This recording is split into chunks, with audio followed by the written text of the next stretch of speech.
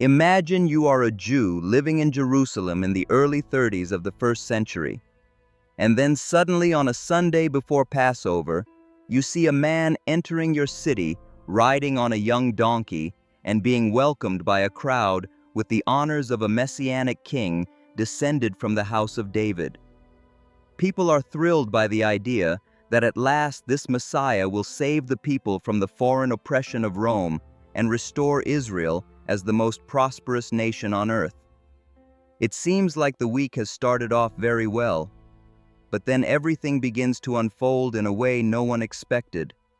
The same man who was celebrated as a king would soon walk a path of suffering, not to claim an earthly throne, but to fulfill a divine purpose. What looked like victory would soon look like defeat, yet behind it all, God was working out a plan far greater than human understanding. As the days progress, we see a powerful contrast. On Sunday, Jesus enters Jerusalem in humility, fulfilling prophecy and revealing himself as the promised king. Yet this king does not come with armies or power as the world defines it. He comes with peace, riding on a donkey, showing that his kingdom is not of this world. On Monday, Jesus enters the temple, the center of worship, and confronts what has been corrupted. He reminds the people that God desires true devotion, not empty rituals. This moment reveals something deeper. God is not interested in appearances, but in hearts that are fully surrendered to Him. By Tuesday, tension rises. Religious leaders question Jesus, trying to trap him, but his wisdom exposes their intentions. Even in conflict, Jesus remains calm, intentional, and aligned with the will of the Father. Nothing is random. Every step is purposeful. Wednesday becomes a quiet turning point. While Jesus rests, plans are made against him. Betrayal begins to take shape. Yet even this is not outside of God's control. What seems like chaos is still within divine order. Then comes Thursday, the night of deep meaning. Jesus gathers with his disciples for the Last Supper.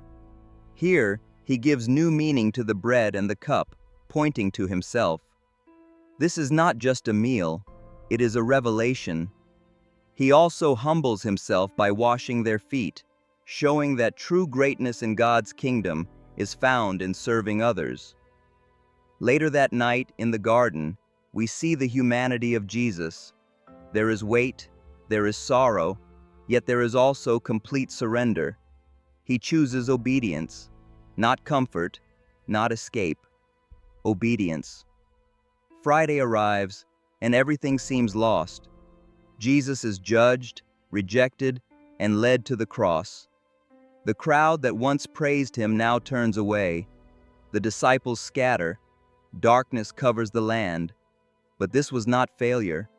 This was fulfillment. On the cross, Jesus was not just suffering, he was accomplishing something eternal. This was the moment where God's justice and mercy met, where sin was not ignored, but dealt with, where love was not just spoken, but demonstrated. Saturday comes with silence. Nothing seems to move. Hope appears buried. But God often works in the unseen. Silence does not mean absence. And then Sunday. The tomb is empty. Everything changes.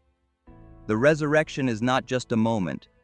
It is the confirmation that Jesus is who he said he was. That death does not have the final word. That what seemed like the end was actually the beginning. When we look back at this entire week, every moment makes sense.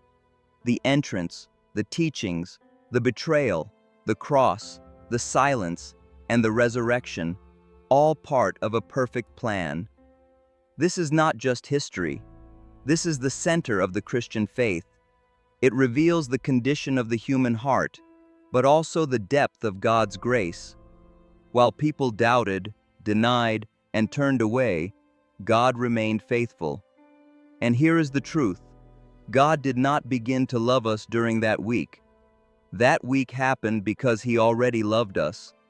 Let us know in the comments if you had ever understood the full timeline of Holy Week like this, and share this message with someone who needs to see the bigger picture of God's plan.